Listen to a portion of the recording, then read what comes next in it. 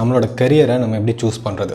பொதுவாக நமக்கு விவரம் தெரிஞ்சு பேச ஆரம்பிக்கும் போதே நம்மக்கிட்ட இந்த கேள்வி கேட்க ஆரம்பிச்சிருவாங்க. நீ வளர்ந்து பெரியவனாகி என்ன பண்ண போகிற? அண்ட் நம்மக்கிட்ட இருக்கிற அந்த லிமிட்டட் இன்ஃபர்மேஷனை வச்சு நம்ம ஒன்று சொல்லுவோம். ப்ளஸ் நம்மளோட பேரண்ட்ஸோட எக்ஸ்பெக்டேஷன்ஸ் அதெல்லாத்தையும் வச்சு நம்ம வந்து நான் டாக்டர் ஆக போகிறேன், நான் இன்ஜினியர் ஆக போகிறேன், நான் ஒரு பைலட் ஆக போகிறேன், இந்த மாதிரி ஏதோ ஒன்று சொல்லுவோம். படிச்சு என்ன ஆக போகிற? டாக்டர். எங்கள் பிரச்சனை என்னென்னா, நம்ம யாருங்கிறத நம்ம முழுசாக தெரிஞ்சுக்கிறதுக்கு முன்னாடி நம்மளோட கரியரை சூஸ் பண்ணுறோம். பட் நம்ம ஒரு கரியரை சூஸ் பண்ணுறப்போ அந்த கரியர் நம்ம வாழணும்னு நினைக்கிற அந்த வாழ்க்கையோட ஒத்து போகணும். ஆனால் இங்கே நிறைய பேருக்கு வந்து ஒரு அதிகமான சேலரி கிடைக்கிற ஒரு வேலை கிடைச்சா போதும் அப்படிங்கிற அந்த ஒரு மனநிலையில் தான் இருக்காங்க.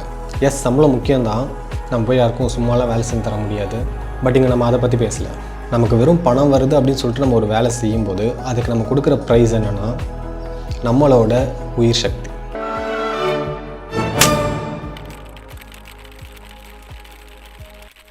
ஏன் பாப்பா பணம் வேணும்னா வேலை செஞ்சு தானே ஆகணும் அப்படின்னு சொல்லிட்டு நீங்கள் கேட்கலாம்.